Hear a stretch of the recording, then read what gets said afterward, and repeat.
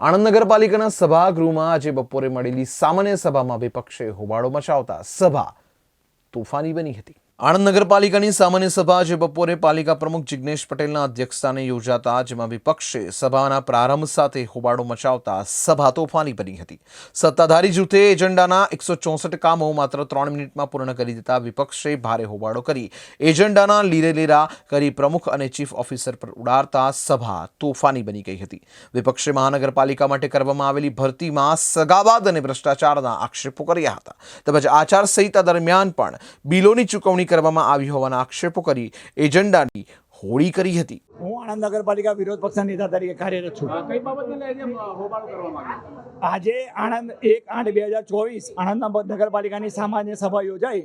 એ જો કે સભા જેવું તો કહેવાય જ નહીં, બસ વંદે માતરમ કહીને વધુ મંજૂર છે કરીને અમને કાઢી મૂક્યા। તમે જોઈ શકશો કે આજના એજન્ડામાં કામ નંબર 5, 6 અને 7 કે જેમાં આ એપ્રિલ, મે, જૂનનો હિસાબ રજૂ કરેલો છે।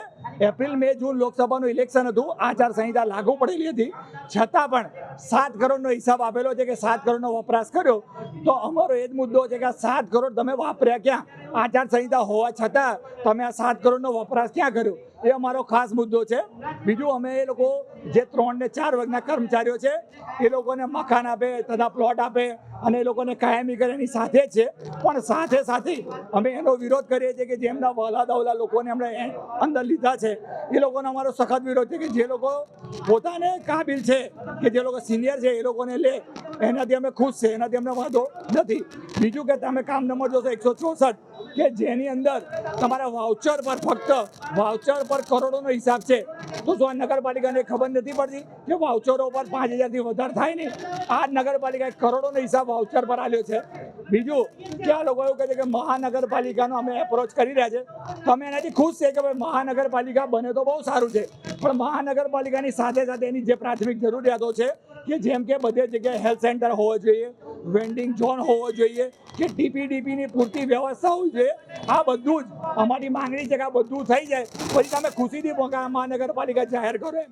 હું આણંદની જનતાને એટલું ચોક્કસ કહેવા માંગુ છું કે આણંદ નગરપાલિકા આચારસંહિતામાં કાંઈ પણ ઇલેક્શન કમિશન વિરુદ્ધ કામ કરેલ નથી, કોઈ પણ નવા કામ લીધેલ નથી।